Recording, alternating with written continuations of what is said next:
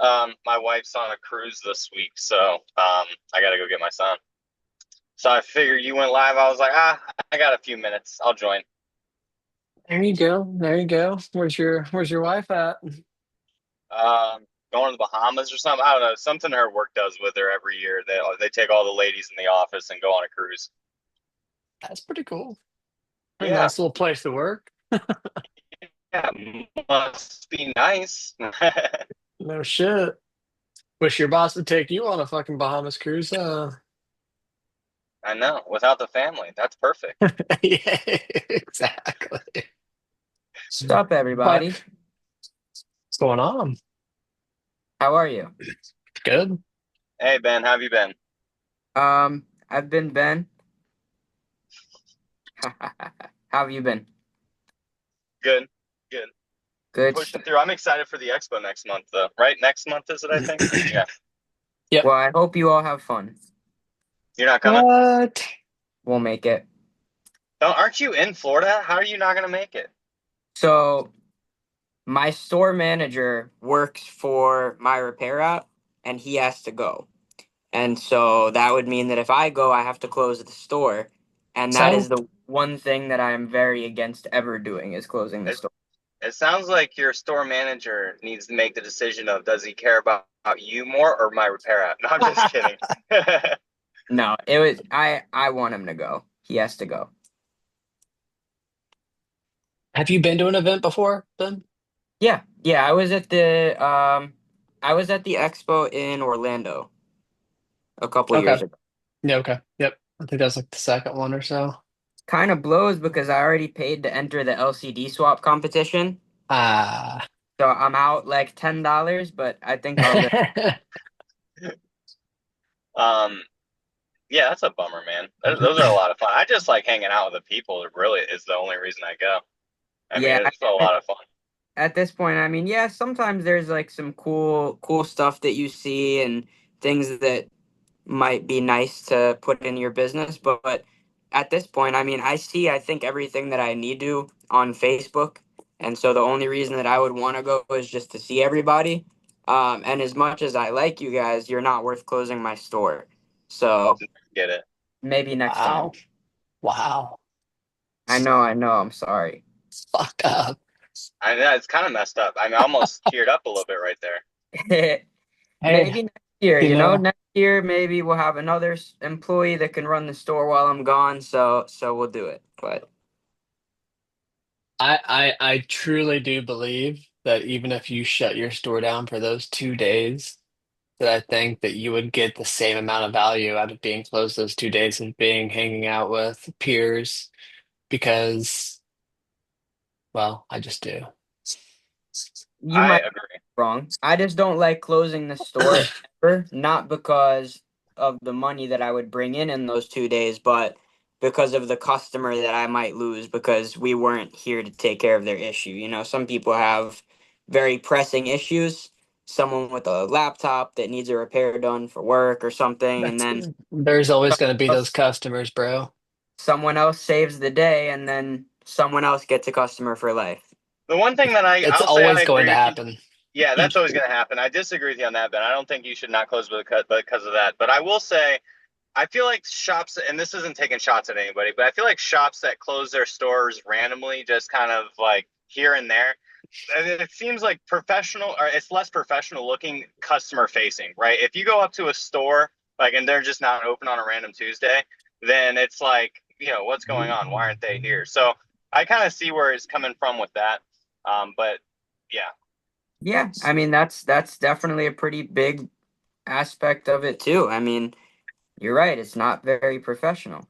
You break Yeah, guys I mean, clothes on a random Wednesday and I Thursday. wish they would have these expos during the weekend. Like, I don't know why they're always in the middle of the week. because I'll tell you why. Money, exactly like Tony's saying right now. It obviously costs probably 2 to 3x the amount of money to host these spaces, plus the obviously the cost for hotels and people to come and stuff. It's just the overall cost effectiveness, right? And All that's right, why so any the cost of conference, bro, the it's not even this industry, it's every conference. There's no conferences on the weekend unless these places are just flush with so much money, it doesn't matter. Hmm, I would still rather it be on the weekend. I mean, I don't disagree. I just had the same conversation when we went to a conference. It was on a weekend, but it was an international one. And I was like, it kind of makes sense. It's like, this is what people complain about, right? They don't want to close their shops. They don't want to come to GRE. They don't want to come somewhere because they don't want to close their shop during the week. And it's like, I get it. And I think, proposing the weekend aspect, I understand where some people want to come from, but at the same time, like that means you're going to pay 2 to 3 times the amount of cost to attend as a visitor because your ticket's going to cost that much more because it costs that much more for hosting. Somebody as an exhibitor is going to cost more to have a booth because it costs them much more to have that space that time. So the Yeah, you're overall not wrong cost with just it that, just but floats down, right? And that's why, like, because then nobody will show up. Everybody's like, "Oh yeah, well, I I'll feel come like on the more people weekend." would show up. I mean, Bro, come on. fuck So right that. now, let's No take it way. costs like a hundred No, bucks. no. Like, I mean, come on. I would pay 200 to 300. Maybe I I don't know. I I would mean, it I might would be be close to cheap. I don't willing to Let me bet let me let that me if you let me had let me something on the let me weekend, nobody would let me show up that says they do. okay, let me touch on that note. Oh, hi everyone. I know. Oh, don't. Long it's time. Tony. Who invited you? I know, man. I know. I know you're jealous of me because you want to be the only you want to be the only Floridian on this call, but No, it's that's okay. not what it is. It's your hair, bro. It looks too good all the time. It makes me mad. It's okay, man. It's okay. I'll give you some when you come here. Maybe is it because it's black or is it not ginger? You know what? I'm not getting into this with you, Tony. What were you about to say? All right. So look at it this way. I see what you're saying, Dustin, but look at it from a financial and a business point of view. Number one, the busiest days of the week at a cell phone shop are Friday, Saturday, right? That's number one. Number two, everyone who is going to come to the expo will not close if they're okay closing their store down on a Monday, Tuesday, Wednesday, whatever. It would make them lose thousands of dollars on a Friday, Saturday. Now, even if they do it on the weekend, which is Saturday, Sunday, they absolutely have to possibly travel on a Friday, which means either close half a day or close the full day. So you're talking about the two best days out of the week. They're not in business. I'm with you on that. I like the weekends, but you also have to understand that the airplane tickets might cost at least a 30-40% higher. The hotels would cost at least 50% higher. And the most important part of it is the actual space for the expo would not cost 50% higher. They would cost at least 3 times more. So if they're paying, and I'm assuming here, I have no personal experience with this, but from a local experience where we were gonna lease like a fairground for some kind of event, it would cost like from 8,000 to like 25,000 a day on a Wow. Friday, Saturday versus an $8,000 day on a regular weekday. You know what I mean? So, Yeah. so I think if you look at, and of course, a lot of these guys that are doing the expos, they're doing it, yes, for helping the community, but overall, it has to make sense and make money for them to continue on doing it. So they start saving on the back end, and these are some of the questions that I've asked personally last time I've been to an expo, or most of the expos, except maybe one expo had good food. The rest of them were trash. You know what I mean? I don't want to fucking eat a potato, wrap, just a potato wrap with eggs. It's nasty, especially when you're traveling to the best part of the world, for food. So I asked, why cannot the food be better? They said, well, it would cost us from this such amount to like 5 times more unless somebody sponsors it.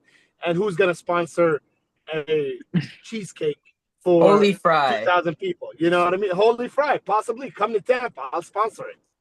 You know what I mean? But until then, it becomes more of a saving on the back end. Every dollar start counts. That's why I think at one point in time there were no rugs on the ground at one of the expos. The space, all that stuff plays a big difference. I'm assuming you Yeah. start, you collect $100,000, and then you start saying, how can I save from that $100,000? And especially for like something like the GRE, where they give almost, I'm assuming probably 50 to 90% of their tickets are free. to the attendees. Mhm. Other Agreed. expos charge $500 and $600. I've There was an expo just recently where it's $799. I said, hell no, hell no. Even Yeah, if I I gotta meet mean, the president, I'm not paying that much.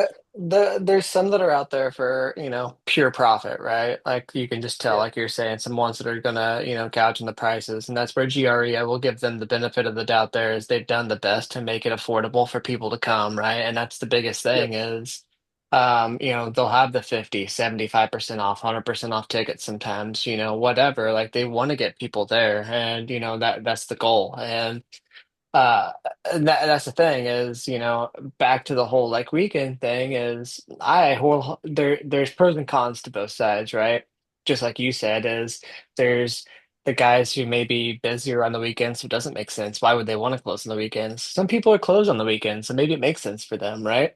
But then it's like sometimes the weekends are your family time, right? So then you're potentially leaving your, family for a time that you would be doing something, rather than Tuesday, Wednesday, Thursday, you would be working, right? You'd be at the office and maybe only see them for a little bit, but on the weekends, you're typically with them most of the time. So there's obviously trade-offs, right? And there's no perfect scenario that works for everybody.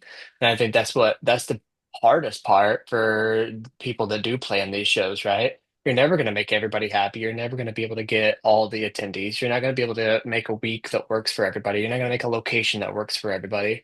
It just you have to shoot your shot and hope it works, right? Like you choose a location, you hope people are going to be able to get there easily. And that's why people choose Vegas the most, because Vegas is typically a destination where most airports are flying into for fairly cheap.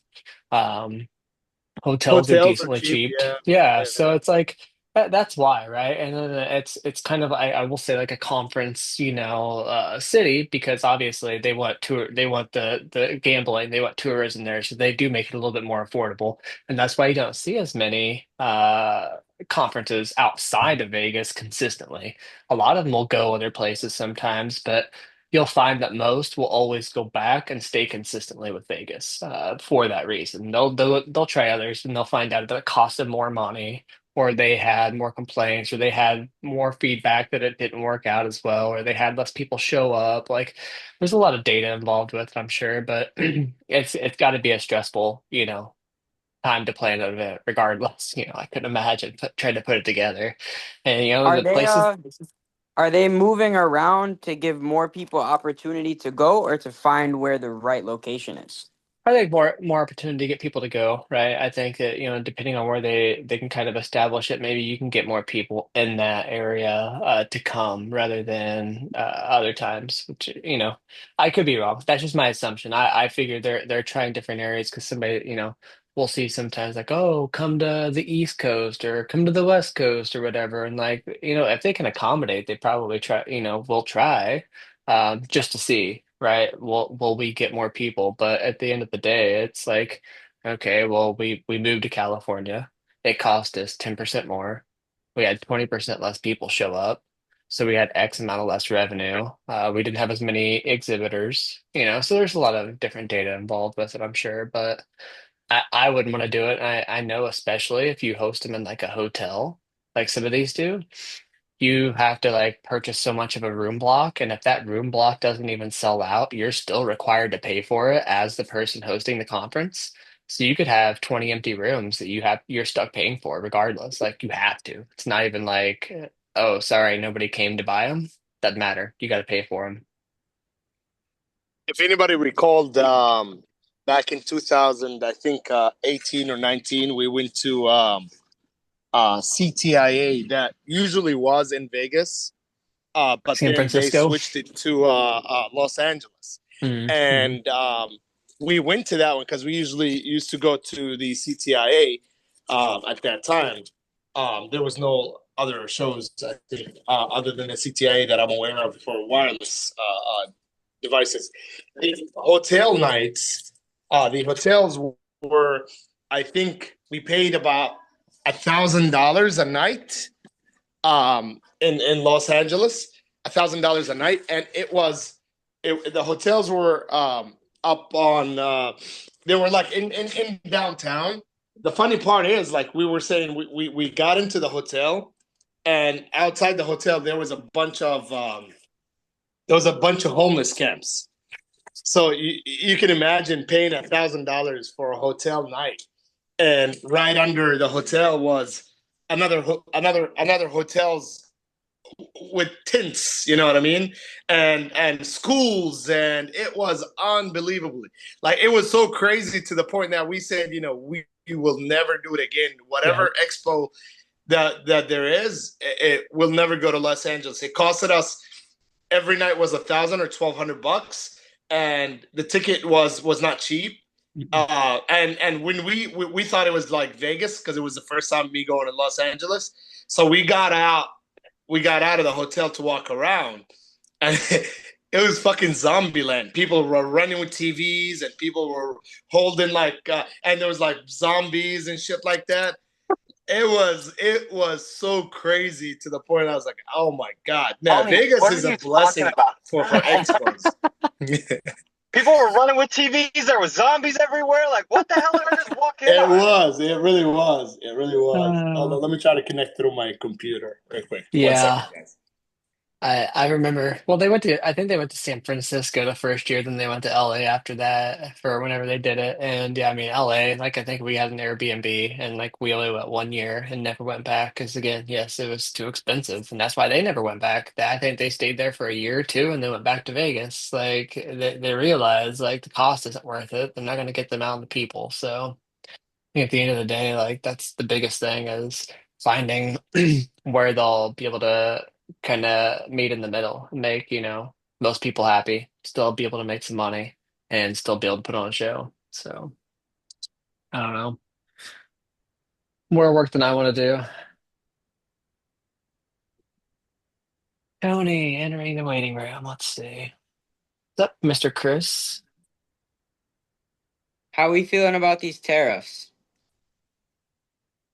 I So, mean, I think I don't they're know. I feel like it's going to make the repairs better because if iPhone price of iPhones are going up, you know, people are more than likely going to lean towards repair. But it also depends on how the trade-ins work with the carriers as well. So it's going to be up in the air. But maybe they'll go away before there's really a big impact. I think it'll go away before there's a big impact, so I'm not worrying about it. same. yeah, I think it's more of a scare tactic than anything else. And honestly, even if it's not, it's going to weed out those that I guess, have shitty stores And or who don't just don't charge know how to enough. run a fucking business. Yeah. Come out with the Yeah. truth, why don't you? I mean, it is what it is. Yeah. Yeah, I How's think so many everybody people are like kind of like complaining, where it's like, okay, but what are you doing in preparation? Like, if it happens, okay, what's your response? You're just gonna complain, or are you gonna figure crap out? I mean, How's y'all's month going? How has April been going for you guys? Because I know over here I'm just breaking records. Yeah, I think spectacular. it's pumping for a lot of people from what Yeah, it I've definitely heard and is. talked to. It's definitely busier. Like March kind of set things off, it seems like. You can really, you can kind of tell that doing only B2B, how the general shops are doing, simply because, like, if I'm super busy, that means a lot of shops are super busy. Yeah. If I'm slower, then it's like, okay, everybody's kind of slower. That You know what I mean? So yeah. right now I'm super busy. So That's how MS was. It's like we knew whenever stuff was going on is because you saw the amount of orders or the size of orders was going down. Like it was an instant, obvious sign. Like something's going on. You can always tell. So Buybacks are really up right now. People talk about the repair market, but honestly, our buybacks are almost matching what I'm doing retail numbers now because we've really picked up buybacks. It's really went up. We bought, I think, probably over like 40 phones this month, and so we can tell that it's picking up just in that. Yeah. I mean, I know that, so far this year, we're up about 90 grand from last year. We did about $90,000 more in Q1 than we did in Q1 of last year. That's awesome. So I'll take it. Yeah, On track. That puts us on track for about $2 million. What? Are you kidding me? Awesome. This is Nathan Piedmont? God damn, your Yeah. store is busy. Well, I got two stores, right? And we Oh, Oh, do, oh, okay, He's okay. I MSP thought you only style and had I'm too. not, one and store.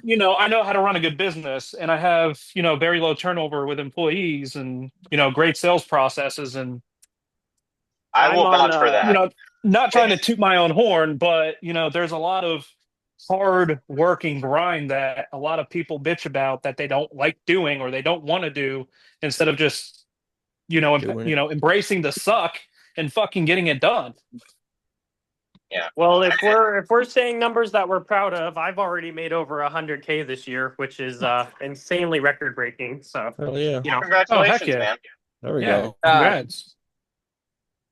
But I will vouch for Nathan's. I mean, dude, his stores are organized. I mean, it's that every time I'm communicating with them about a repair or anything like that, they know exactly what I'm talking about. I mean, I have some shops that I had one guy that sent me an iPhone. I had to wait for approval. So like 2 months later, he gave me approval for the repair. I sent it back and he messaged me. He's like, "This is a different iPhone." I was like, "What?" He was like, "This isn't my iPhone." I'm like, "What? How? There's no way that that's not your iPhone." I said, "Listen, call your client, ask for the password of the phone. If they give you the right password, then that 100% is your phone." And he did that, and he calls me back. He's like, "Oh yeah, man, I just thought it was a different color." I'm like, "What? How are you this disorganized in your shop?" Why would you call me out like that, bro? We talked about this. Uh, You're right. Jeez. yeah, I'll tell you what though, we've done some pretty cool shit in Q1 that's drastically improved our efficiencies. Like all of my phone calls, whether it's sales, tech, regardless, it all of the calls get automatically transcribed, summarized. If they have an open ticket, it boom automatically updates the ticket. So nothing gets lost in translation. It's automatically in there. That's Um, crazy. What we system are you using for that? we have so our phone system is Citricom that we resell as well, and we have a shit ton of integration between that high level Pipe Dream, Zapier. So it's just a lot of like back end automation that we have built out that does all of that. And I mean, shoot, I'm excited because right now we also have it scanning our sales calls. And for those, and because I have a script and a process that I want my team to follow, and during our daily huddles, I'm getting daily reports that actually are telling me what they did good yesterday, what they need to improve upon. And it gives me a good opportunity to have those talking points with the team to get them ready for the day. Like, hey guys, you're not using the customer's name in the conversation. You're not showing them the value by talking about what makes us different before you're discussing price. So there's definitely a lot of good benefits for, implementing a system like that, especially when it comes to like follow up sales. Because I mean, shoot, if we don't have that customer check in within 24 to 48 hours, sometimes those calls just nobody follows up with them. But now that we have the call transcribed and put into our CRM, we can easily have somebody or something, doesn't even have to be a person, follow up and say, hey, I noticed you called in about getting your phone data recovered, and we haven't seen you in the show, in the store. Let's That's go ahead and killer. come on in. I love Wow, that. man. I would It's love to work at your shop for a week just to see and learn from like how Yeah, some Nathan, people run their shops because that's incredible. how did you get to this point where your shop is now? Like, is this just year over year improvement, or did you like learn from someone, or like how'd you get to where you are? Yeah, so a lot of it was looking at, when it came to the point where kind of getting tired of seeing low revenue numbers and trying to figure out kind of where we want to go in business. And we got up to 4 locations, and I think it was more of like an ego thing. Like, hey, I have 4 stores. Yay me, I made it. Um, but the reality was 2 of the stores were outlier stores to our main locations, and they were just draining a lot of the profitability. And so, at that point, when we were able to close those 2 right around the same time, and at that point, we said, you know what, something has to change. So we scaled it down to, we closed those 2 outlier stores. to remove a lot of that expense, scaled down to the two, and decided to, buckle down and figure out kind of what's the direction and the path that we want to go. And based off of that, we figure, okay, well, if that's where we want to be in 3 years, what do we have to do this year to make sure that we're on track to be there in 3 years? And then we go beyond that, and now we have quarterly initiatives to where it's able to keep everybody focused and say, okay, in order for us to, be where we want to be in 3 years, we need to accomplish this year. But what do we need to do this quarter to ensure that we're on track for that? And that's kind of really what helped, keep, hold us all as a team accountable, and also figure out like, hey, shit, if we want to grow to, $5 million in the next 3 years, we need to ensure that, our sales are being followed up with, our, you know, conversations aren't being dropped, that we have sales coming in, that we have, you know, quick turnaround for the repairs, that we don't have a lot of rework tickets, and, that we want to maintain a good team structure. So, okay, well, how do we maintain a, good quality team? Well, we need to improve our hiring process. How do we do that? Well, let's make an initiative out of that to build that out. So it's just a lot of like really looking at the full puzzle of like what does the end in mind look like, always adjusting it, but looking at what does the end in mind look like, and then breaking it down into baby steps on how we're going to get there, and then just building initiatives around that. Otherwise, we all have that shiny object syndrome where we're just chasing all of these wonderful things and then nothing gets accomplished. I love that. That was killer. Yeah. Yeah, breaking that down from starting with 3 years, breaking it down and eventually down to quarters, that makes it seem so manageable. Oh no, 100%. And 3 years is not that far out either. Like I know a lot of people are like, hey, what do you want to do in 5 to 10 years? I can't think that far out. I'm sorry. Like I really can't. Sometimes I can't even see the light through the trees. So, but 3 years, I can envision 3 years. And then I could easily say, hey, shit, I want to do X amount. Okay, well, now let's break it down into bite-sized pieces and then work together as a team to accomplish that. Like I know this year or this quarter, this quarterly initiative, one of them is to do $80,000 more this quarter than we did last quarter.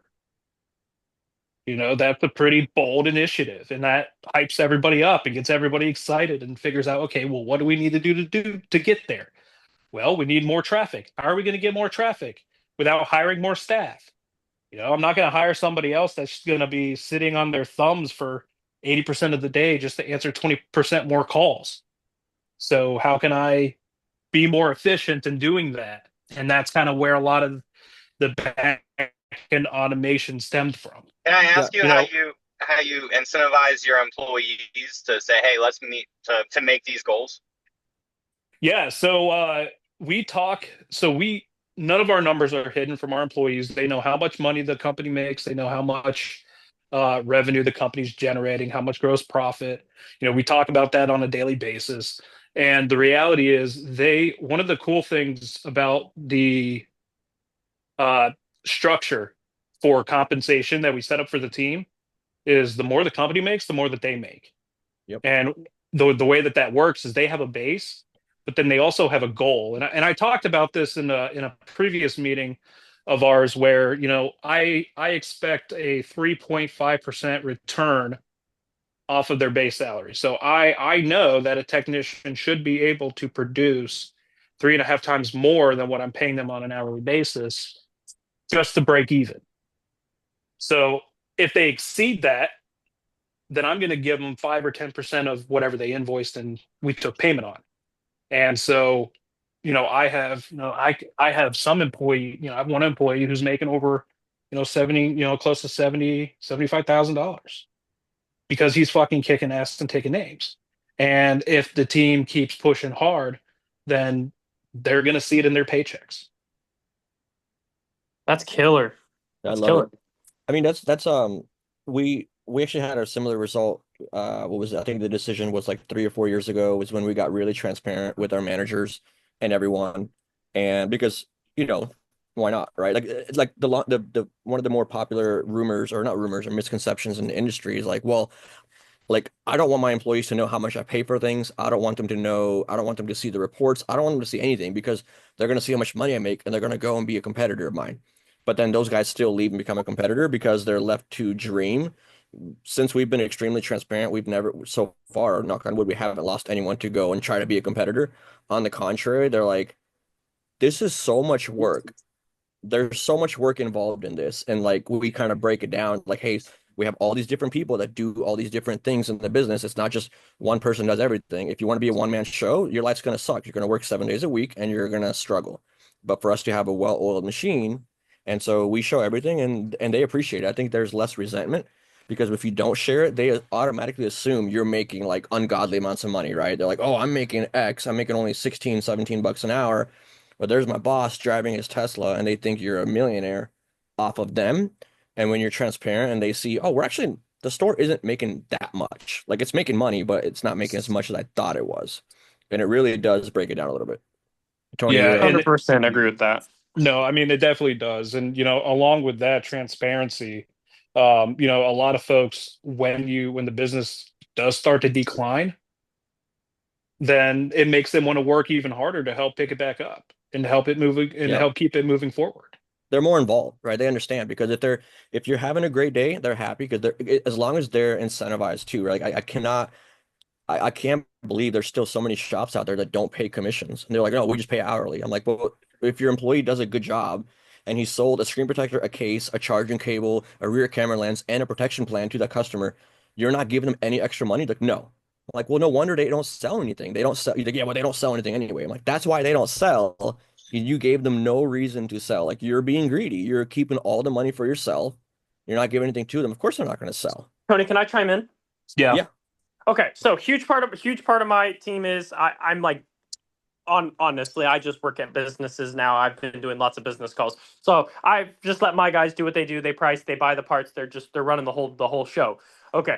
I have a problem commissioning them because I have this huge problem, and we've talked to Tony about this, and I'm surprised it's not been implemented yet, where we have one person that checks in at the computer at the beginning of the day, XYZ, if they're helping somebody. Well, when the next person comes over to quickly check someone in and the next person comes, it always is left to, it seems like, one account. And I think that really needs to be fixed to help the commission structure. Because if it was just a pin and that automatically logged you out after 5 minutes of no usage and you had to enter a pin or something like that, I really, really think that would help do the commission. Because where I'm at now is I know that both of my guys are very good. I know that some of them are stronger. One of them is stronger than the other. I only have two and myself. But like trying to figure out who does what is kind of hard. Even when I do it, I don't log into my account. I just don't even think about it. I just see the check-in page and I check the customer in for a ticket. I've got an easy solution for you. You tell the team that you're going to be implementing a commission structure, and if they don't sign in underneath their own name, then they don't get that commission. And We whoever tried is that, signed but what in, if one person messes? What if one person messes it up? Because it only takes one person to mess that up. well, then somebody's going to be excited and somebody's going to be disappointed. Yep. I just don't Once know they how get the I would wrong check, go.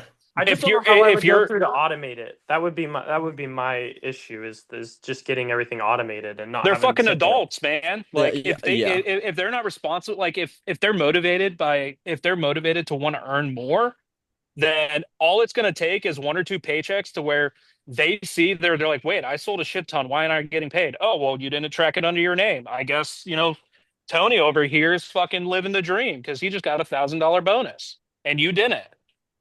All it takes Yeah. is one Okay. or two times of it happening, and that behavior is going to change. Okay. Honestly, I agree. Yeah. honestly, love that. People learn through pain. People What grow through pain. commission structure? How would I structure that commission? iPhones we make 100, So 150 bucks on. Sometimes we make more. Laptops we make 150 to 200 bucks on usually. Like, how Well, would you Nathan yeah. structure probably So have that? a different. Yeah, go ahead. I'll let you do it. Well, I was going to say it really depends on where you're at from like a cash flow perspective. So I know Yeah. before we got to the point where we're at now, where we're able to commission higher, we didn't commission repairs at that time, but we did do like 10% off of everything that they sold, whether it was things that Okay. things that I know are gonna be like add-ons. Like for example, if you install an SSD or you push for an SSD, then we're going to give you 10% of the total sale price. If you do a screen protector, we're going to do 10% of that. If you do a review, we had a team structure where if they hit 5 reviews, then we paid out X amount of dollars over the entire team. And then if they hit the next threshold, red, yellow, green goals. So there's different ways that you can structure it. It's just we're at that point now where I'm like, look, I want, one of our core values is results matter. So if I'm truly gonna embody that and believe that, then I'm gonna ensure that my team is either rewarded or not rewarded based off of their results. And so that's kind of why we changed to the commission structure that we're in, because you can earn as much as you want to, but it's on you at that point. If you don't hit the minimum, you don't get nothing because you're not putting forth the effort. But I know if you follow my processes, and I mean, I had one guy who was just biting at the nail, just trying to fight with me back and forth, saying, "Oh, well, nobody, this community is not really good. They're cheap." They And then I won't said, "Well, pay. follow the script. Stop selling with your wallet, follow the script, follow the process." And guess what? He came to me literally an hour later and said, "Dude, I did exactly what you said, and I got $1,000 sale, repair sale." Like, no Yep. shit. Because you showed them the value. You educated them. It's not about trying to nickel and dime people. It's how can we improve the quality of the life of the device that user is coming into the store with? Do I want them to come back? Absolutely. But guess what? If I take good care of them and I educate them on how we can improve the experience that they have, I mean, shit, I get emails all the time and customers like, "Oh my God, I couldn't believe that, doing something as little as having you guys upgrade my drive to an SSD and increasing my RAM to 16 gigs, that, it would be like night and day difference." Okay. Okay. Yeah, I like that a lot. Um, Even like the basic things, like we've had people where they were complaining about how they need to make more money, right? Like we need more business, we need more traffic. So we're looking at other streams of like we're looking at other methods of marketing, right? We're going to spend a bunch of money, blah blah blah. Uh, and I challenged them. I said, I think you can make a lot more money with your current customer base. And so I gave them my sales script. And in 1 month, their revenue went up, repair revenue alone went up $8,600 with virtually the Mhm. same number of customers. It's just because they were strict earlier, just going, oh yeah, the price, here's the price. And they're just like, wait for the customer to respond. I was like, no, dude, like value statements, all these different things that you presented zero value other than here, I have this price. Do you want it? It's like, no, that's sure. Some customers will say yes, but so many customers would not respond to that. And so just by tweaking how they would respond to customers, $8,600. I mean, in 1 month, and that's not even, like you don't have to spend $1 in marketing sometimes. And so many shops are like, well, trying to throw crap at a wall, see what sticks for marketing. I go, well, I think, like you said yourself, you have your processes. Make your processes. I think a big Yeah. part of this industry is so many people, started out as a tech and then kind of started their own business and never really learned how to do anything other than being a tech. Like you're not a business owner. You have to be a salesman. You have to learn, create sales processes and process for everything. Whether it's in-person sales, it's over the phone, it's emails, it's when you do repairs, it's when you hand the device back, how do you handle that? I mean, every single thing. If you are an exceptional operator, then okay, well then document that so your staff can imitate you and then you can incentivize them, right? Like if you have SOPs in place, like, hey, this is how we want things to be done. If you don't reward them for doing that, then yeah, they're not going to do it. So it's like it's not just SOPs. It's also okay. Now I have a reward for you if you don't do it, and if you don't do it, well, then you Yeah. don't get that reward, and now all of a sudden, yeah, Cool. Hmm. Yeah. You have to be the chief reminding officer. Like, I know that sounds like a cliche phrase or cliche term, but it's the truth. In order for them to follow the process, you have to babysit them and be the chief reminding officer, to where like literally I get the best. I feel like I get the best bang for my buck by just having 15-minute daily huddles with each department, sales, tech, and then my on-site people. And literally we look at things that I know help, think of it like this. What's the one thing that if you focused on it could make the difference? And, well, like Tony had said before, a lot of people just throw money at shit, hoping that it's going to stick and that it's going to, solve the problem. But if you're not doing things like looking at your conversion rate, how many leads do you have coming in? How many of those are you converting? How many of those are actually buying? How much are they buying? What's your average dollar? How can you help increase that? Like if those are things that you're not focusing on as a business owner, then you're going to fail. You're not going to be producing a lot of revenue for your business, and you're not going to survive that long. And I think a so, lot of guys, you yeah, know, go ahead. every single day during our daily huddle, we look at, our daily huddle starts off very simple. It's, hey, how's everybody doing today? What did you accomplish yesterday? Okay, fantastic. Let's look at each technician. Where are you at as far as revenue wise compared to your weekly goal? Okay, Love now that. where are the stores at compared to the store's weekly goal? So, how is the individual impacting the store? And then how is the store impacting the company?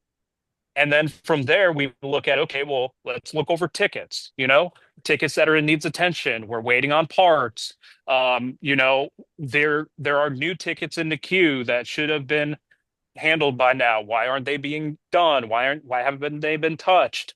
Okay, now that we got through all of that, what's the number one thing you're going to focus on today that's going to make an impact for tomorrow? And it's that simple. I have a Oh, and question then we for you. also Oh talk yeah. about call review. And then in between that, we also pull up, call review and say, okay, well, how did everybody, and I don't like to single out anybody, especially in a team setting. If there's something that I feel like needs to be, if I need to speak with somebody one-on-one, I pull them to the side. But so from the call review, I don't single anybody out. I have it running as like a general thing for the entire company. It's like, okay, well, as a team, this is how we're doing. This is what we did very well. This is what we need to improve upon. And then the next day. And if you do little things like that, you will start seeing drastic improvements over time, but you have to be consistent with it. Consistency with that is absolutely key. And it doesn't take What's that long to do it either. what's the if you don't mind sharing, what's your lowest hourly rate that you pay? I think my lowest hourly rate that I pay right now is, let's see, he get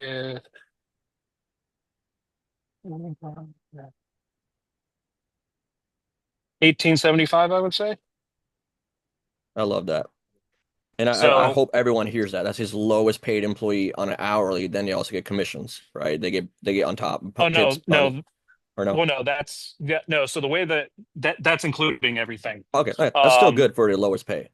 so we have a tiered structure. So because we also have a little bit of like a B2B side of what we do, we have a tiered structure where, look, you can come into this industry with little to no experience, automatically getting a base of $13 an hour. Your bonus is going to be based off of that amount, depending on how much how much work you're doing. You work with me for about a year, and you get an A+ certification. Then I'm gonna bump you up to $15 an hour Yep. plus your bonus. But now that you're at 15, the minimum requirement increases as well. So you're expected to produce more. And then after that, once you get there's other certifications that I require of them to get up to $17 an hour as a base. And that, to me, that's a cap unless you're like one of my guys who's a fucking rock star and he has a little bit higher of a base, because I could set his goal for freaking $5,000 a week and he'll crush that. He's And just phenomenal. do you talk about? Obviously, I already know the answer. I'm assuming, but do you talk about these expectations during the interview or Yeah, or in 100%. orientation? Yeah, that's the Yeah, key, right? Is 100%. expectation. I think too many repair shops hire people and they're not very clear with their expectations during the interview. And so the employee gets hired under false pretenses, and then during orientation or sometime later, the owner starts going, "Hey, I'm expecting this from you," and starts throwing different things at them. Whereas if you say that during the interview, "Hey, this is how our company operates. These are the timetables. After 90 days, after 180 days, after these thresholds are met, then you're going to be paid more, but then we're going to expect, if you were at 40% conversion, your minimum is now 45. And we've been doing that for a while too, similar. And man, when you set the expectations like that, turnover is definitely way lower because they know what's coming, right? Versus, Hmm. I'm hiring you to flip phones. Okay. And then 6 months later, you're like, hey, you know what? You can't be late to work too often. It's like, well, dude, you should have said this 6 months ago when you were interviewing this person. You should have guidelines. Like you should have a a book, an employee handbook. And we created our employee handbook way before ChatGPT. So we had to spend an unbelievable amount of time doing that. So these days, no one has Oh, an yes. excuse. Like, dude, you can create a handbook probably within an hour these days. Yeah. We spent weeks making ours. Oh my God. Ours is ridiculous. It's like 20 pages Yep. Yeah. for Yeah. an employee handbook, but it goes into detail on like, hey, this is what's expected of you. This is our grooming standard, right? Like this is if you show, this is what happens if you show up late, disciplinary actions, things like that. And I mean, shoot, even my job posting goes over, hey, an ideal candidate, or, the first thing is talking about schedule. The second thing is talking about compensation with the additional bonus. And it says, hey, if you are if you're motivated enough, you could easily bring in, this amount to this amount, starting with that $13 an hour base. And let's see, it talks about, what they're going to be responsible for and then what their key metrics are. These are the things that you're going to be Yep. held accountable to and responsible for. 100%. I mean, and it's just mind blowing that that's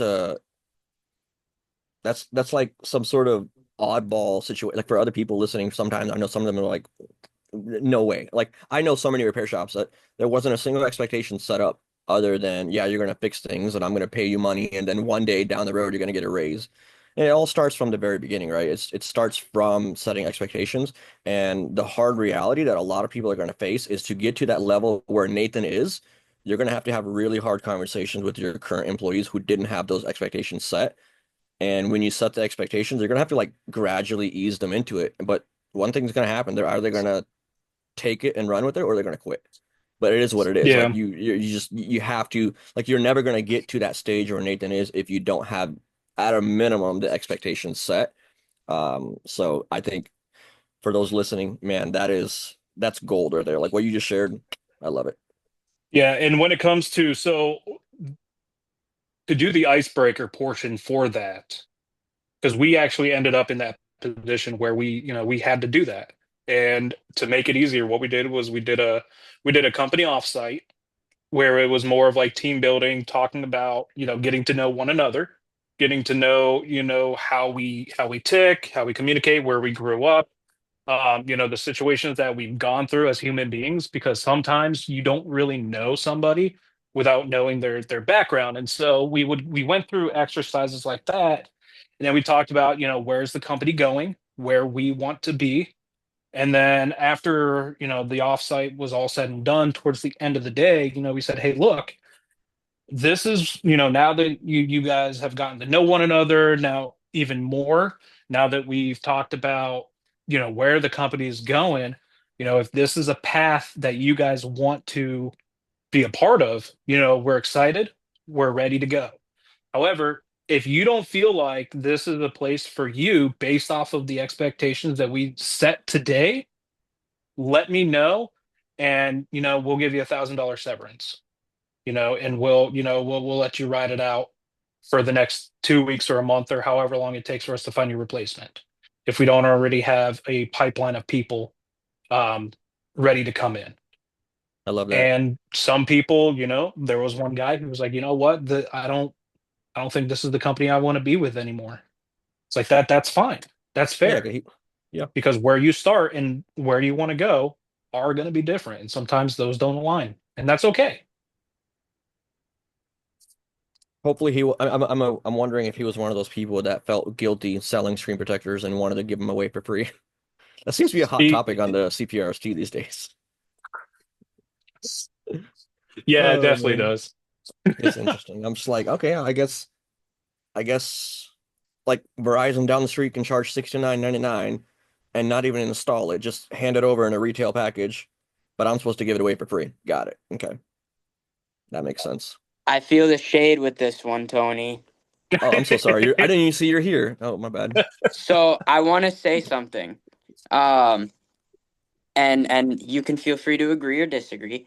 In my market, it is very hard to get people to opt with the soft OLEDs or the higher end screens. So I have divided it into different tiers. I have economy, I have premium, and then I have the genuine. My economy is going to be an LCD or a lower end screen of some variety.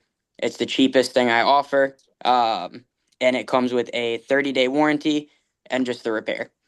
The premium is going to be your soft OLED, your X07, your higher quality, and that's going to come with a screen protector and a lifetime warranty. And then the genuine is genuine. It doesn't come with anything, but it's genuine and it comes with a 1 year. But don't get me wrong, if you're pricing it in, it's a different story. No, yeah. I'm pricing it in.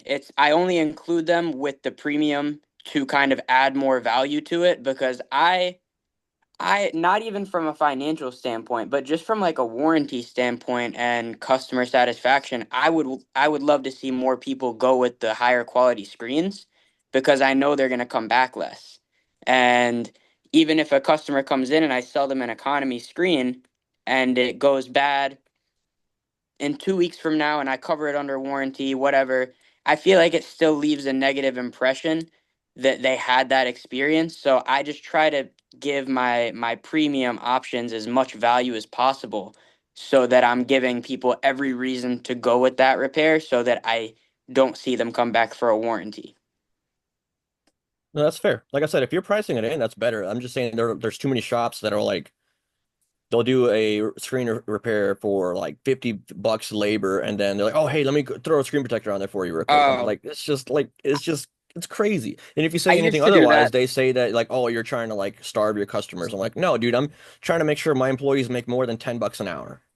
The thing is, Yeah. the overwhelming majority of people that say that are solo operators, and their rent, if they have a shop, is like $400 a month. Like it's not serious. Like you don't support another human being, so you don't have an opinion, in my opinion. Like you're not afforded to one if you don't have employees, and if you do, and you're paying them $10 an hour, And you're okay. wondering why you have high turnover.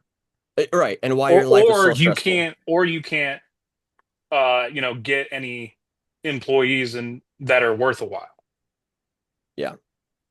Yeah, I mean it's just common sense. If you charge, not just charging more, but if you can do a better job in providing that value and providing that solution, getting those solutions for your customers, and you're able to get what you charge. The thing is, at the end of the day, I don't think any of it's wrong if you're not putting a gun to your customer's head. It's like, hey, here's what you told me. Here's the problems you presented. Here's the solutions. The cost is this. Yes, no, that's their choice. They can walk. If they say yes, great. Who am I to say no, right? Like, but for some reason, so many people in this industry have this mindset of, oh, you're taking advantage of them. Dude, they can walk. I didn't lock the door. And in fact, usually we have multiple options. Like, hey, we can do this or we can do that. What do you want to do? And we actually, I think we overshare. We tell them, look, you can replace. Okay, well, you can replace the device. You can repair it. Here's the ups and downs of either option. Choice is yours. And usually we do that if we have a replacement device as well, right? So it just depends. If they come in with the iPhone 6 and they want to replace the battery, I can do that. But for another $100, let me get you into a phone that's 4 years newer. I have options. Yeah, see, I like to ignore those screen protector ones because I'm over here just trying to, I'm over here trying to sell an $8,000 job to a business, an $8,800 job to a business. So, fucking, you're gonna pay for that screen protector. Yeah, that's the thing. There's levels to the game, and I think a lot of people are just stuck. Oh, I've been in this business for 15 years. Yeah, you still don't have any employees. I think you're stuck. It doesn't, I don't think that's impressive. I think it says that you're not taking, like, you're not learning. If you're in Yeah. this business for so long and you're still producing 60,000 a year in revenue and you're working 7 days a week, you have a lot to learn. You may have been in this business for a while, but you can learn. Like when I joined this industry 8 years ago, obviously I didn't know anything, but I was smart enough to know, thankfully, that hey, I don't know anything, and so I held on to the word of everything that the people that had multiple stores said. The people that were successful, like, how did you get here? I want to know exactly how you did it, They shared, I did it, and I was like, whoa, look at that. I have multiple stores too. Funny how that works. Like if you listen to people who know what they're doing and you apply those same things, it works. But there's just too many people that want to argue, and I think I'm done arguing with them. I'm like, yeah, okay, you can do what you want to do, but And I'm here. I'm gonna help as many repair shops as I can. yeah, and the biggest thing with that too, as well, is, I said earlier, think of the end, you have to constantly think about what the end in mind looks like for you. And if at the end of the day you want to have a job, good for you. But you don't have a business, and don't try to pretend like you do. Yeah, Um, if but if you want something that you can build to sell and retire off of, then there's a lot that you're going to have to do to get it ready for that, to get it ready for that stage. Because when, I see all the time, repair shops trying to sell for, a certain amount of dollars, but there's nothing that the owner had done to help prepare them or prepare the buyer to want to buy. Like they don't have employees, they don't have. It was funny. I went to, because we buy other companies, and we bought other competitors in the area. There was one time I remember I was going to go scout this one business, which actually wasn't, we didn't do anything with them, but I asked where he thought his valuation came from. I said, what are you valuing your business off of? He said, oh, well, my phone rings. Fucking good for you. So does mine. So like there's some things that, yeah, if you're serious and you want to get to that point where you can sell or, pass it off to somebody, like there's some serious stuff you have to do. But if you're content with just being having it as your job, then yeah, I mean, just like you said, Tony, there's different levels to the game. At the end of it, there's different levels to the game, and it's really dependent upon the person, what they want to get out of it, and what they want to get out of life. And yeah, yeah, yeah. For me personally, like I learned enough, thankfully, from smart people that were way better than me at operations, where I now kind of feel like it's a mission to help repair shops as much as I can. And I think we're doing that. And so, but also it's like there's nothing wrong with owning one repair shop or yeah. 50 or anything in between. It just depends. I feel like when I talk to owners about expansion and expanding their business, they go, I don't want more stores. I'm like, well, I'm not talking about more stores. I'm talking about how would you like to not have to work 6 days a week just to keep the lights on?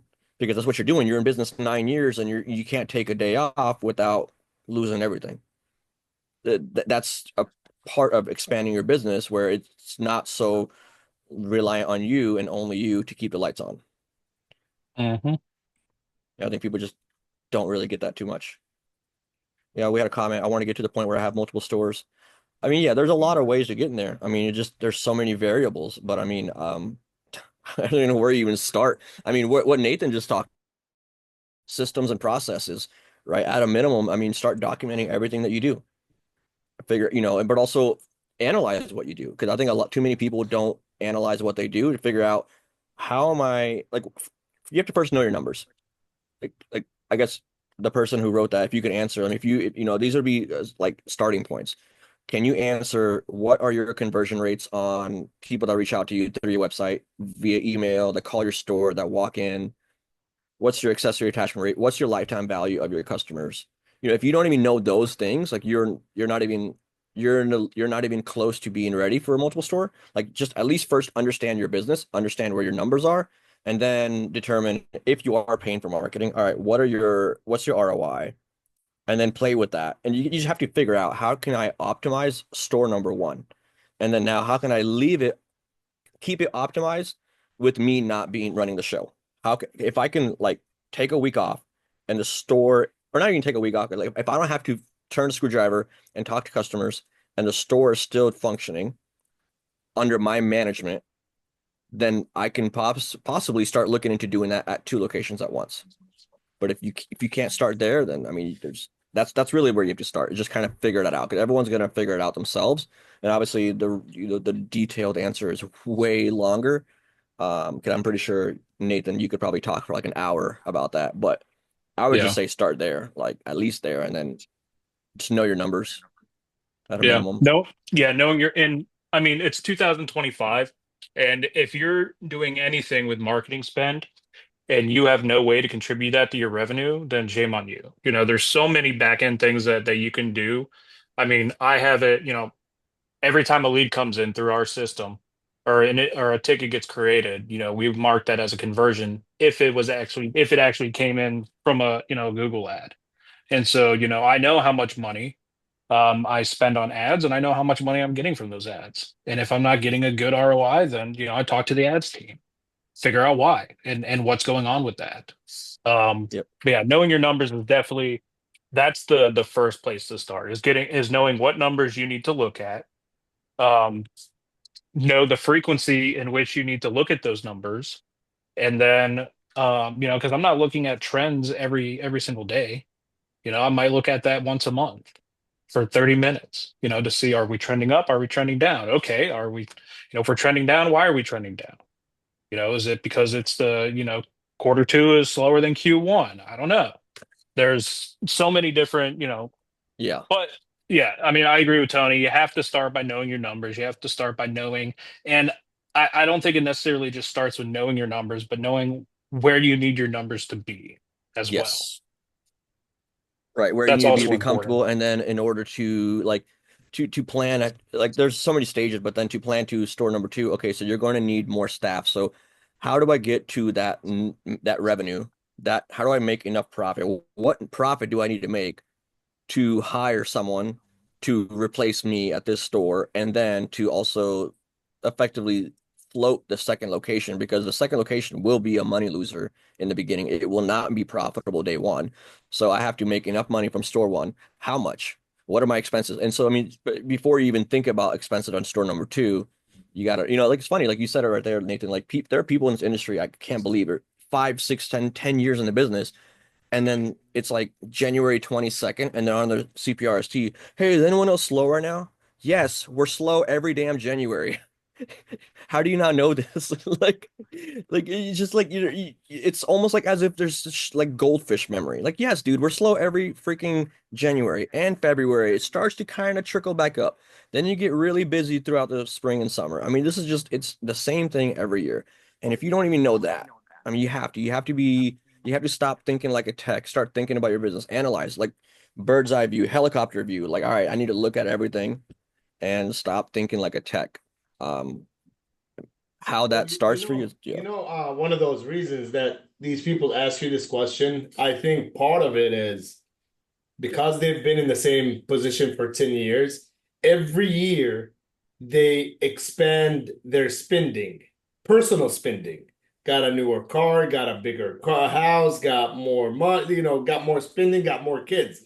So every year it becomes the same January as the year, prior to that. But their spending got a little bit bigger. So now the same amount of money that they were making a year, 2, 3, 4 years ago, it does not, it doesn't come close to their spending. That's one of the reasons. The second reason is, like you're saying, they're living under the rock because they have, it's funny how you see a lot of business owners, especially, and I can judge because this is our industry and it is a tech industry. If you're coming to me telling me, hey, Tony, this guy owns a restaurant and he doesn't know how to do marketing, or he does not know how to post online, I would agree, and I would say, he does food. But our industry is a tech industry. You meet a lot of people who do not even know how to text. You know what I mean? They cannot place a phone order unless they call me. You know what I mean? So it's just it's crazy how you meet a lot of people in the tech industry that are not able to adapt into this industry. There's a lot of older guys that have been in the industry for a long time, and they're tech savvy. And there's a lot of them that, believe it or not, because I sell a lot of devices to businesses that are not even in the CPRST group. They don't even know what that is. They don't even know what Facebook groups are. You know what I mean? So, like people saying, the world is, yes, it's like for wholesalers and resellers, the world is bigger than the CPRST group, but there's a lot of people that still write paper invoices, believe it or not. And Tony, I Tony, need you to maybe, get in touch with those people and be a master sales agent, and I will take care of you. yeah, that you probably, well, I'll tell you where they're at. There are a bunch of them in Bronx, New York, New Jersey, old New York area. Like we get a lot of people that are still writing paper invoices. And I'm like, how Blows do my you keep mind. a track of the IMEI? He goes, oh, let me look at my invoice. I'm like, you serious? I mean, I had a conversation with a guy today who signed up and he canceled because he's like, I just find it faster to write receipts on invoices. I'm like, bull crap. No, you don't. I'm like, that's insane. I'm like, you have three employees. You're trusting everyone to write things down. Like the amount of mistakes you're gonna make. He's like, oh, no, it's fine. I'm like, how do you know? You can't track that nearly as well as you can electronically. And it's just, it blew my mind where, I mean, he's like, oh, everything's manual. We just write everything down, paper invoices, paper work orders. Put it with the phone and send it out for repair. Yeah, I mean, it just, I felt like I walked back in time. Like, I was like, there's no way, like, crazy. I mean, It's sad. It's sad, but it I hurts. believe part of these expos are educating those guys. Part of these videos, of course, and thank to Mr. Josh Moulton and everybody else. I think these videos are priceless. Um, they're free, so we cannot be judged on what we said. You know, sometimes we swerve off the subject, but I think the main thing out of these videos is for people to kind of understand one that every state and every city is different. It has different demographics, and like Ben was just saying a little bit ago to Tony, to you, you know, I live in an area where unfortunately I'm forced to give a tempered glass for free. I didn't comment because unfortunately, I my policies and my criteria pretty much goes against everything you and Nathan spoke about. And it is not what I want. It is what I was forced to do. One, I do pay minimum wage to the new guys that come on board. I do give them a 3 to 6 months probation with no commission. After 6 months, I start him on commission, and after a year from that 6 month, I would give him the first raise. Um, Maybe one of the reasons why we do that is because our return ROIs for employees, it's fucking disgusting. It's every month or two. We Oh yeah, literally your every two. market, yeah. You're in one of the what three hot markets in the country where it's just you can't really operate otherwise. You can't. So right now, like every 3 to 6 months, we have a whole new set of employees, Yeah. 15, 16 of them. And we are forced to start with a low investment because I don't know if this guy is gonna stay or not. I don't know if this guy is coming here for vacation, because it's crazy. Like you get people who start 1, 2, 3, 4 days and they're disappeared, you know what I mean?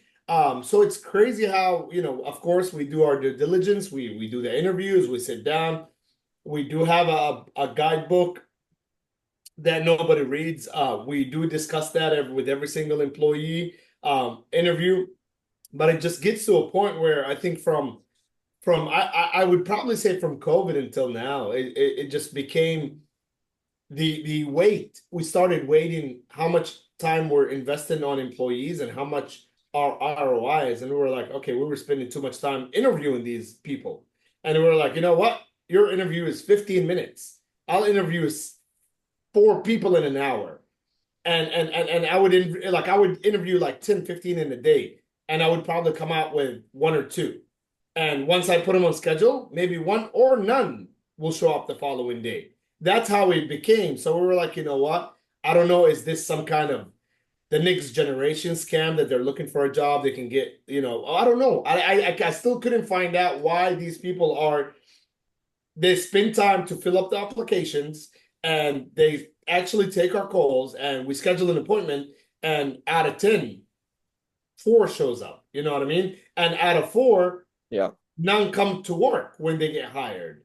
So we started realizing that this is a Gen Z type of issue. It's got nothing to do with us. It's got nothing to do with our industry. They're more savvy than us. They're more techy than us. They just don't want to work. I It's definitely guess not, yeah, it's not industry specific. no, I I have think it friends in goes so many back different to the businesses. it goes back to that example. I can't recall what it was. It was like um tough times make, or tough people make easier times make, weaker Yep. generations, weakened generations Make creates, tough like times. tough times, and it goes on. And I think we're at that era where we worked hard, like our generations, the older people worked hard, that they had a stability in an income where their kids don't even fucking have to work.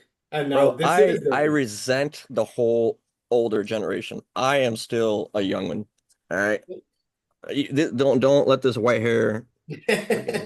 Damn, bro, where's it coming from? But we were raised with an older Raised so generation. differently. Yeah. Oh yeah. Yeah. I mean, especially you and I, with Yeah. being the immigrants that we are. Like, yeah, we Like we grew up were with all parents that raised whoop. with Rob Link, like down there. Wait, back in the 50s? Easy. I knew Easy. I know how to picture Oh, Hey, it. jeez. hey. Yeah, I First of had to all, say that Tony. for him to jump on board. Yeah, first of all, Tony Baker, what the hell's going on with your nose? I You I got the had nasal a strips? I had a zit, and I am a picker. So I messed with Uh, it. It got infected. I had a surgery. And like Good what? Lord. I was Chinese for like a week. Nice. So, You so you yeah, just it's getting better now though. Jeez. yeah, you're just trying to look younger is what it is. Yeah, Yeah, oh, yeah, you got a I did a facelift. plastic surgery. Yeah, you got a facelift. Yeah, all right. That's what I thought. Hey, Rob, That, don't people with your age typically have like rugs on the wall? have what on the wall? Have rugs on the wall? Rugs on the wall. I do over on the wall over here. Uh, Camera Brown. No, I don't have a Oh, rug jeez. on the wall. Shut Nice to up. see you, sir. Nice to see Rob, you you're too. what are you up to right now, Rob? Man, I've been knee deep in the tariff stuff this week. Okay. So I don't know if you guys saw my post. You should Yes. read my blog, but yeah. So I was just jumping in. Have you guys touched on that today? I part of the reason why I stayed quiet for a whole hour because I really wanted to address the elephant in the room, but Nathan and Tony was taking it talking about something good, so I didn't want to Or interrupt. talking But about it Sorry. is the elephant in the room, and it is the subject of supposedly this call. I'm surprised how a lot of you guys saying that business is good. My retails are okay. Wholesale, everything is kind of like iced out right now. Like we're like just sitting in one place. We don't want to move. We don't know. We wiggle the wrong shit, and shit goes wrong. Like it's so fucking crazy in the wholesale industry right now. Oh, I bet. Yeah. Yeah. No, no, I saw, I think you were one of the first guys to really post about, impact on the industry. Um, I replied to initial post from Basil. yeah. He stated something that a lot of the wholesalers are listing their prices, blah blah blah, that the prices are gonna get lower. So, as someone who has connections in China, Europe, or areas like that, I get messages and I get, voice notes on what's gonna happen and what is happening. Yeah. And I couldn't hold it in to give the wrong information out. So I wanted to actually address the right information that no, the wholesalers are making sales and try to liquidate inventory is because and the smart ones are doing that. We're smart enough not to get caught with our pants down. You know what I Yeah. mean? Yeah. For people who don't know, I would rather sit on cash at this moment versus an iPhone 16 Pro Max. Yeah. The reason 100%. why, because the chances of it going down in price is let's say 50%, and the chance of it going up in price is also 50%. But I would not catch myself with $100,000 worth of a specific SKU, and if the price go down, there I am $50,000 in a hole. And for those who've done wholesale, $50,000 takes you thousands of phones to sell to make that much. You know what I Yeah. mean? Yeah. No. No. So I I mean that. prefer to just sit there and liquidate everything Yeah. and wait, Yeah, wait. Yeah. No. it's a Yeah. gamble, Yeah. right? I mean, 100%. I it's mean, it's. I mean, my advice to anybody right now is, yeah. I mean, hold off on cash. I mean, cut your expenses. Cash is not going to lose value. Sure, you could take a risk. If you want to gamble and hope that gamble pays off, hey, God bless you. But I sure as hell wouldn't do it. Yep, yep. Yeah, that's the way it is. The problem is, here's what how I look at it. If we're buying hundreds of thousands of dollars worth of phones a week, and the whole market is shifting a little bit slower, then we should hold off on buying that many devices. Go with the flow. Pretty much, export or import as much as you're shipping out, or even less, because it's okay to be out of specific models at the moment. Because and I would not get greedy where I would have to buy 500 or 1,000 devices to get $5 off, because that's how our industry is. You know what I mean? You have to spend that much money to get a couple of dollars off. And for people who know how much who are in the wholesale industry, you'd be surprised how our negotiation works. If I am trying to buy 500 iPhone 8s, I don't actually get them cheaper. I would actually pay higher, because Rob here is able to get me 500 iPhone 8s versus Tony only have 5. But I can't do shit with 5, even if he gives them to me at half off. I need the 500, so I'm forced to overpay to Rob to secure the 500. It is exactly the opposite of retail. You know what I mean? Retail, customer come in and say, hey, I want to buy 2 phones. I need a discount. Well, if I add a third phone, you're giving them a better price. In our field, for me to get more phones, I would have to pay more to get that. And that's one of the reasons why a lot of people, and I try to explain that it's the consistency part of the wholesale. Right. Who is consistent enough to stay in business versus this guy has the deal today, it's February, and in May he doesn't have any stock. Right. So that's where the wholesale industry falls into. And right now with and I think you've seen the picture, Tony, where I posted where I showed you that the Chinese president and our president going head to head after in 2050. This picture right here. 7,000. So it's 2050 and he's going 7,000% and he's going 8,000%. Let's go. Now, and I am still with my with the same exact post I posted about when Trump won. I haven't voted. I'm not with or against anyone. But I think he is a businessman, and he will make a deal eventually. Is just the problem is he is playing with Americans' destinies. Like he's playing with human beings' destinies, like jobs. There's collateral damage. 100%. Yeah. But it's its own citizens. It's a little bit of a gamble, right? It's almost like they're gambling that this will be worth it. And the thing is, I hope he's right. I hope he's right. Right. Obviously, I think every freaking person in America, like, I hope he's right. Yeah. I just think if he's wrong, it's gonna be really, really bad. Yeah. I don't think. Well, I mean, and I think too. I mean, I think as business people, we need to, not worry about what anybody hopes, and just deal with the reality, right? The reality is what it is right now. And we just need to, operate with that reality. When you start operating a business and spending money because you hope, something happens, that's where you get yourself in trouble. So, I mean, the reality is what it is, let's hope it all works out for everybody. Right. But we're today's people. We can't, exactly. Like you're postponing everything. That's the crazy I can't remember the phrase. The phrase that says something like hopes. Something about hope is good, but it doesn't pay the bills, right? Or something like that. Like you can hope all you want. It's not a plan, right? Like hoping is not a plan. Yeah. So you have absolutely. we can wish for the best, but okay, but what are we actually doing about it? Like I was actually going to ask, Yeah, well, that's Not a what big I'm deal. doing about it. I'm holding off my entire Yeah, like my retails again. I got bills to pay and I got employees to pay their yeah, bills as well. So we're pushing it to the limit as much as we can do. Our stores are doing okay.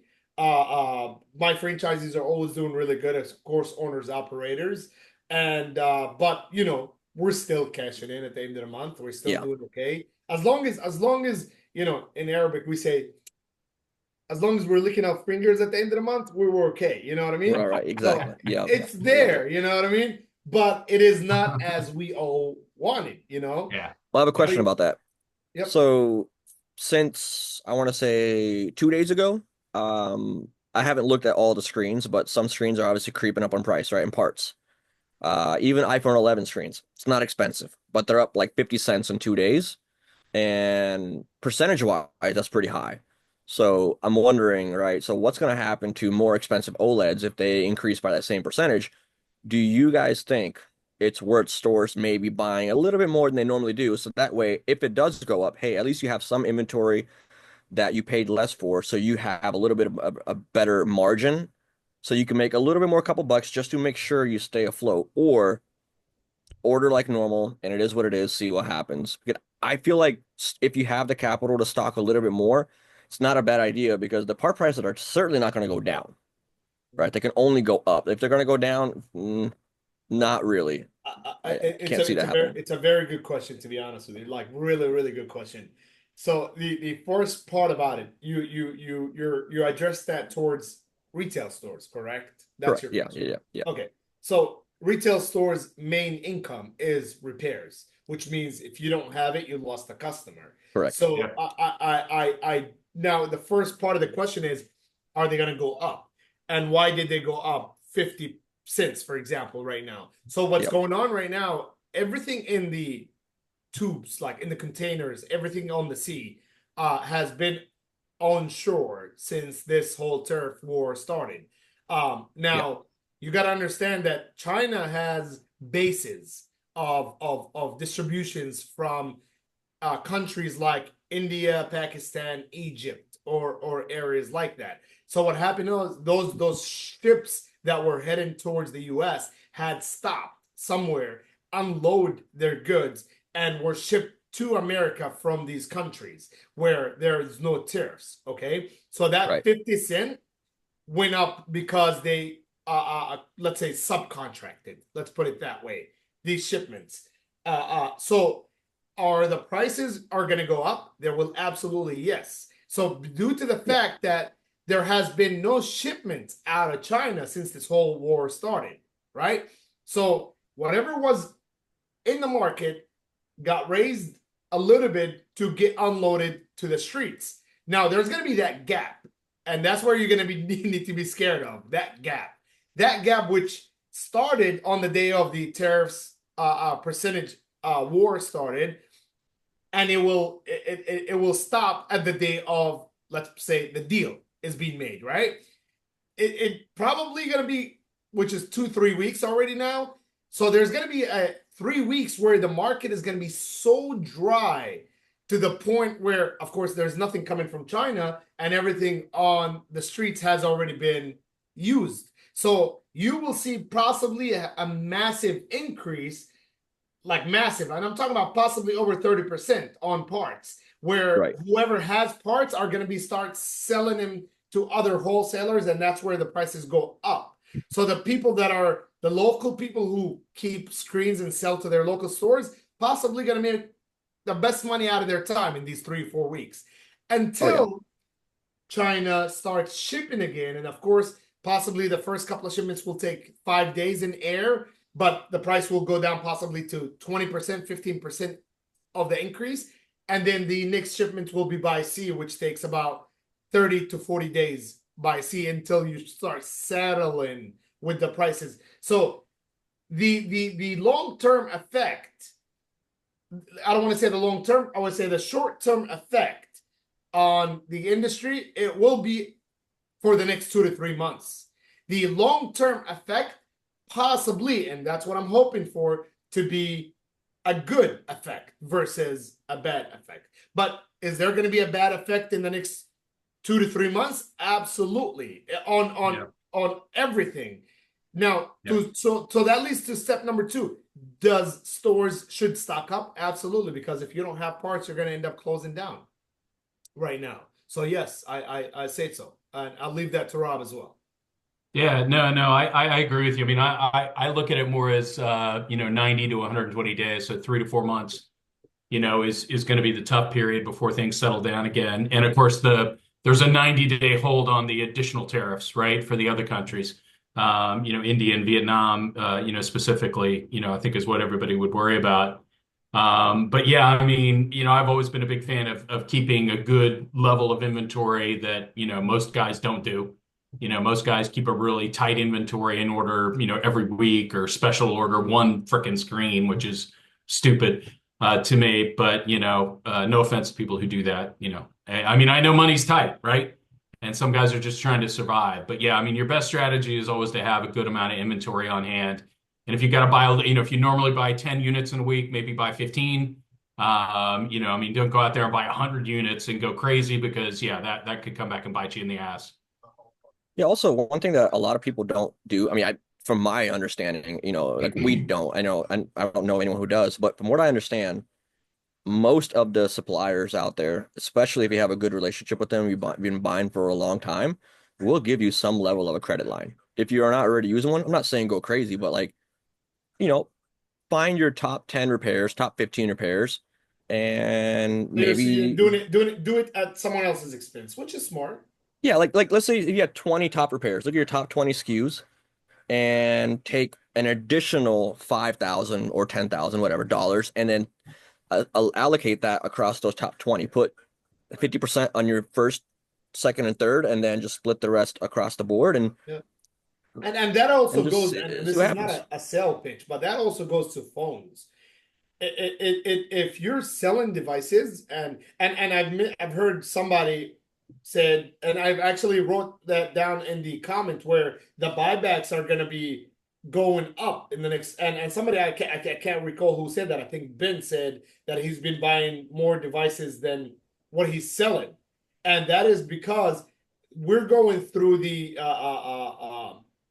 beginning of the recession. Remember, the U.S. is not built like other countries where if it's a fast life. I've been to other countries. I'm from another country where it's not like here, where the countries are, if the power goes off for a day, nobody's stressing. They just sit home, put a candle on. If the gas is out, they just don't drive. Here, you know, I mean, we were in a hurricane last 6 months ago, Hurricane Milton. They were robbing the fuel trucks in the middle of the highway, in Tampa. They were really following it, Getting closing it, creative. and robbing them. And that only happened in a day or two. So you live in a country where it lives off, power and energy. So if right now people are selling their devices to be able to pay their bills. If the whole entire tariff war is going to last until April 1st, or well, May 1st, I think you'll see a whole different animals. Right now they sold all their investments or their phones or their electronics to pay April bills. Now May bills come in, and you still got the same pressure on U.S. citizens. You're not gonna be happy with the results. I mean, it starts in big cities. We got robberies, and we got just recently in Fort Lauderdale, a kid I know, man. We've met in Orlando at the GRE 2 years ago. He got a 27-year-old got shot inside of a Boost Mobile store. So it's just crazy how the theft are happening, the shootings, the robberies, all that kind of stuff. It's just it's risky, and I think if it's gonna keep going the same way, it's not gonna get better. To be honest with you. I don't disagree at all. I mean, we personally in my own city, I've seen 2 people in the last 5 years get shot and murdered, repair shop owners, over a $300 phone. So that's also something to consider. Like if you are gonna stock up heavier, don't say anything. Number one, don't be oblivious, don't be obvious about it. But Let me jump in on that because phones and I mean I started fixing stuff almost 20 years ago. Hence the gray and the beard. But people take phones very personally. I think that's the thing. Yep. There's crime, there's value, there's easy marks, so to speak. But the other side of it is people just are very personal about their phones. And there was a shooting that included 2 deaths, I want to say, in it was in Texas, Houston, maybe, recently at a CPR store where 2 people, Oh, that was a U-break. I think that was a U-break was I it a fixed. U-break? Okay. Yeah, the U-break, Okay. Yeah, Yeah, I saw but that. I mean, it was an Sad. escalation of a situation. It wasn't criminal. Yep. It Customer was came in, somebody who got was pissed upset, and off then and got mad and pulled a gun, and the other guy had a gun, and they shot each other, and both are dead. yeah. Or no, the other No, employee, the that's other right, employee came out and came killed. out Yeah, of the he shot back, right, the yeah. shot the Yeah, no, assailant. I mean, I'm not surprised. We Yeah, thankfully haven't had that happen, but I for sure have had our fair share of people just losing their mind. I mean, yeah. it's not. So and I think right now it's something to consider, especially if people are going to start feeling the hurt financially. If they do, hopefully, you know what? Hopefully tomorrow morning we wake up to, hey, Well, just yeah, I kidding. mean, tomorrow morning we're not going to. I mean, Yeah, hopefully in 6 months or a year, things are booming, right? That would yeah. be the hope. But I mean, There's for gonna be right a lot of again, the people that are going to reality feel it. right now is that there's a struggle, and I mean, even the people that have done this have said it's going to hurt. Yeah. So, And so it's being um, cognitive of that, right? It's being aware that, hey, these people yeah, are going to be on more on edge than before. And yep, so it's a good time to yep, sharpen up your people skills, be yep. nicer, be more I guess particular with what you say, Yeah, and yeah. be specific. Yep. I Yeah, mean I mean that's it's a very complex time. People are people's nerves are heightened. So yeah, I mean I think we all need to, be cognizant of that, and especially in a potentially violent situation. yeah. There's I have to head out, guys. Sorry, I have my son's soccer game, so gotta go. good Nice luck, talking bud. to you guys. Bro, see you in Hopefully, three we'll weeks. talk about how the terrorist was just a big joke next Friday. Let's do Stay that. safe, Yeah. guys, and have a good weekend. You too, man. Take All right, care. Tony. Good to See you, see you. man. Yeah, I'm looking forward to GR. That's why I'm going to Miami, actually. I'm just going to go to Miami in a few weeks to unwind. What's that, before I, the show? no, it was a poor way of saying during the show. But Oh, okay. yeah. Well, that's the rumor is that you don't work very hard, so. No, I have not been doing things behind the scenes the entire time. All right. That's why my eyes are like, You gonna go hang out on those nude beaches or something? Is there nude beaches down there? I don't I know. wouldn't know. I wouldn't. If anyone knew, it'd be Tony Baker, but he just left, so He's on the other side of the state. The that's Gulf fine. the Gulf side's a whole different world, man. He's on the American side. Yeah, the Americans. I think they're both American sides, but I mean, close enough. that's okay. Are you coming down there on the 6th or the 7th? What's your schedule looking like? The 6th, I think. Yeah. Yeah, we So got to set up there. Oh yeah, you got a booth, right? So yeah, we got to no, set up and I'm all that good. good. Oh, you don't have a booth? I don't No, they blame. Oh don't yeah, like never me. mind. What am I talking about? Yeah, they don't like you. Just fine. It's okay. Yeah, They're good guys. It's a good show. I hope a lot of people show up. So yeah, it'll be good. It'll be fun. yeah. Yeah, we'll be showing off some new stuff. I'm excited. Nice. They're making the mistake of letting me speak, so I'll speak. And Oh, you're speaking? yeah, Huh? I should probably start like writing that down. I mean, I have a pretty good idea of what I want to say, but I have a tendency to kind of go off the rails if I don't have a bulletin point checklist. There you So go. I need to just make my bulletin, sit down for a couple hours, make that, and then good to go. There you go. There you go. Just hand me big cue cards, and I'll stand in the back, Tony, and just hold them up for you. I got you, man. You're just like, all right, and next, and switch them out. Yeah, I'm gonna be there let's see, I'm flying in on the 6th. Yeah, I'll be there on the Nice. 6th. Be fun. Yeah, I think I'm flying in the morning, so we'll get set up early in the afternoon, and then the rest of the day we'll just be see where the day takes us. Where are you staying? Found a nice Airbnb right down the street, and Okay. it's got 9 beds. It's got a big old backyard with a pool and everything. So we might, Are I don't know, you? maybe we'll host a party. There you I don't go. know. I It's think a that's against pretty Airbnb rules, but hey. well, I mean, it's not really a party. It's a business gathering with a convention. All right, there's so what if 75 people show up? We're having a meeting. 75, that's all? I'm not coming unless there's more than No, 100. this is not the Injured Gadgets after party. This is not that. All right. All right. Don't have that budget for all that food. Last year that food was wild. That was They always do right. They yeah, do. that was Guys, exceptional. good Adam guys. says right down the road. Okay, fine. It's 5 miles down the road. Okay, it's a 20-minute drive. Whatever. It's not that bad. I don't even know. I'm sure Miami traffic's not fun. So, No, no. But I calculated it with traffic, it estimates 22 minutes. So it's not terrible. all right. It's just straight shot. It's literally on the same road. You just go down the road. So it's kind of neat. I Because I got was you. looking at, I was like, I don't, I mean, I booked it late, and so there's not too many options. But I don't know. I like the idea of an Airbnb, have like 10 people in there, and just kind of have a fun night. Plus, we have a larger team this year, so I wanted to kind of have all our people in one place. Be kind of nice. Nice. How many people you got working for you now? Uh, Depends. Well, there's a couple of guys part time, but full time, all of us, there's 7. Okay. All right. And then between me and Jason, we work like 30 hours a day. So it's kind of growth. I'm still literally doing anywhere from 12 to 16 hours a day, and I'm getting a little tired. So I want to tone it down, and Come on. Keep working hard. I will. But I think I would like to get down to 10-hour days one of these days. Yeah, within 6 months. 12, 15. Who's counting, man? What's the difference? As long as I give my wife at least 2 hours on a Sunday, we're good.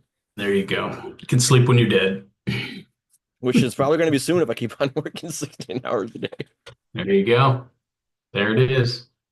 Yeah, no. So I think with tariffs, though, I think I don't think it's premature to be like, hey, let me invest a little bit more in parts. Just because if I'm thinking in my mind, okay, if I'm buying a screen today for $65, and then in 2 weeks that same screen is 95, hey, I can be very competitive on pricing if need be, or I can charge as if it's 95, and hey, I can make an extra $30 for a pair, and that's going to help me if business slows down, which I don't think. I think we're going to be positioned well as an industry potentially. I don't think the carriers are going to be able to hurt us that much because they would have to adjust their plans and with the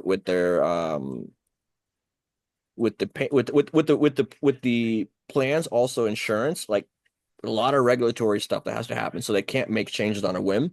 So they're going to adapt to this much slower than we do, or the OEMs. And insurance companies, I've lived through it. I mean, in 36 states, you can change it within 30 days. You just got to give 30-day notice. There's only 14 states that Oh yeah, have okay.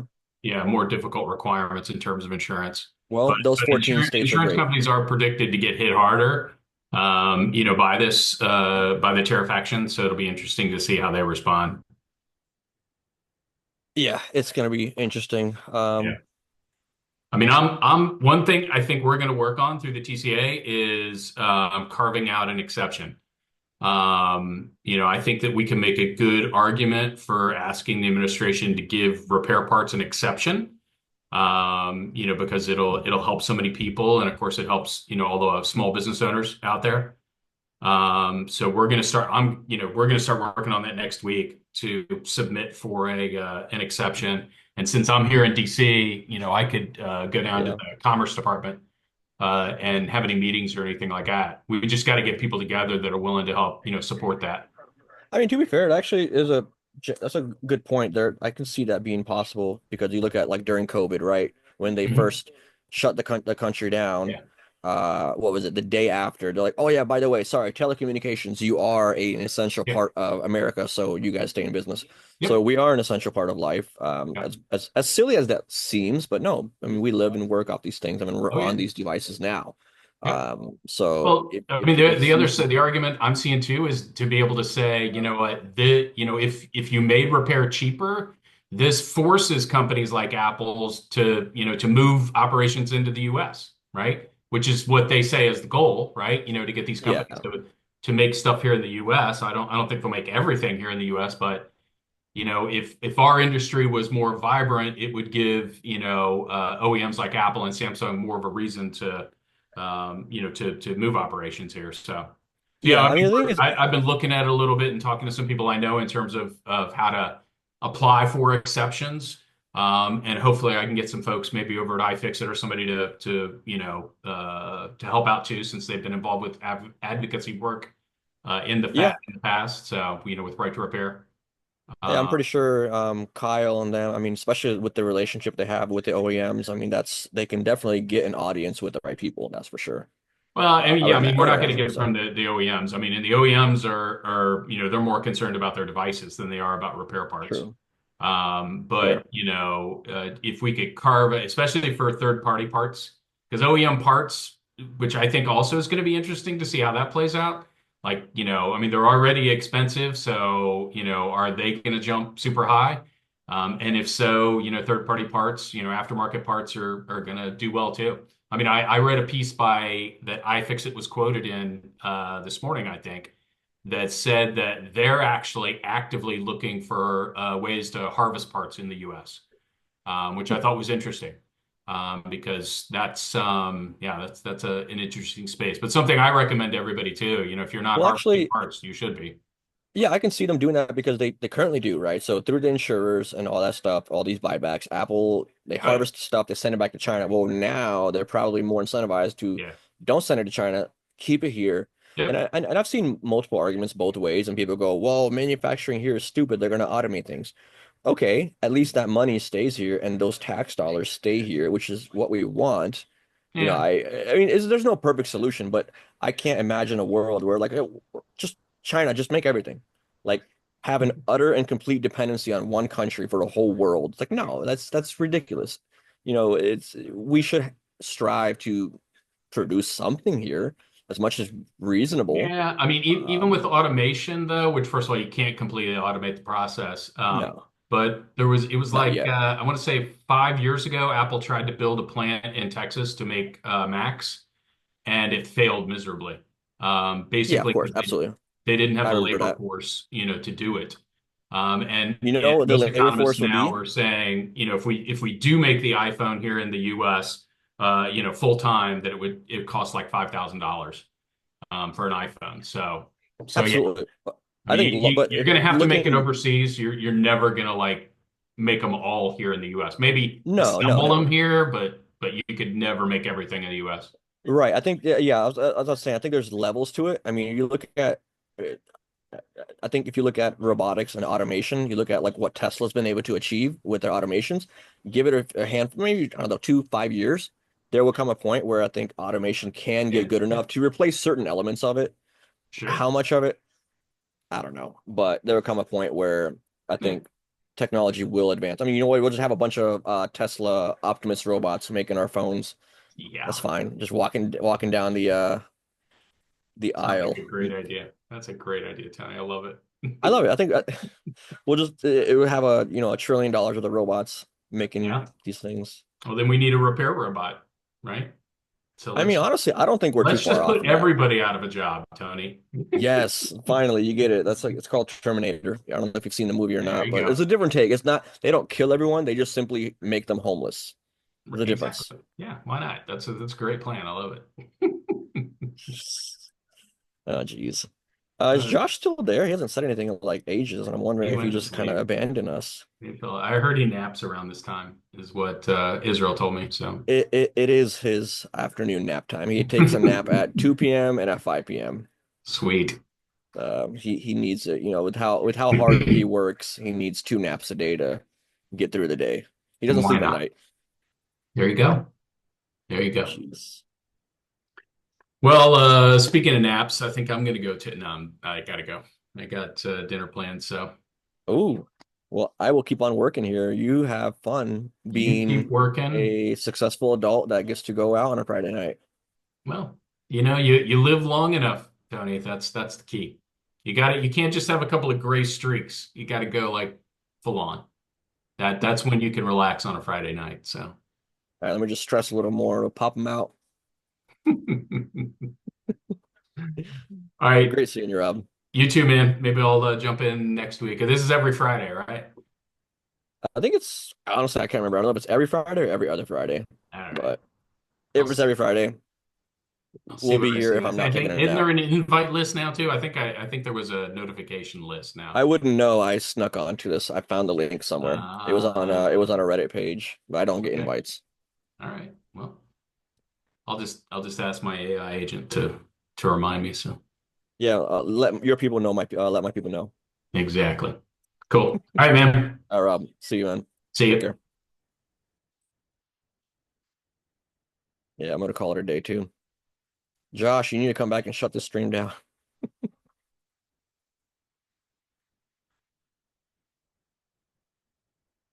All right, Kevin, I'll see you.